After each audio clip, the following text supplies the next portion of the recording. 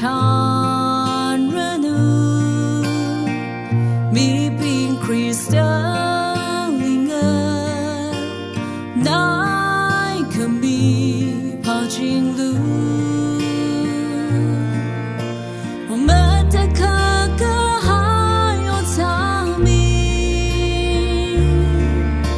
paningung na haling asam lu aming kasing sai kore tek matera oh proholi ningshilo ali soga chikat la salu awi mata kaka hayo sa mi your sai kore na tairanu very verina na liracham na pa thank to lam ham liva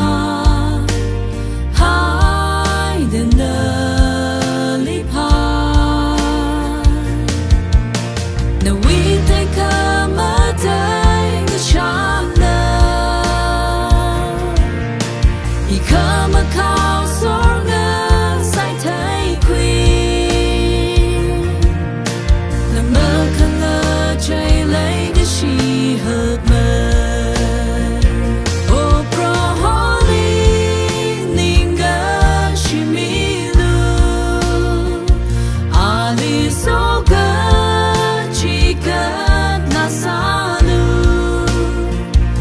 awi mata kaka hayo sa mi your sai kore na tairanu iga chotam li kanga chitam li ibang kanga dang na cao ra imang la na li ning shai ti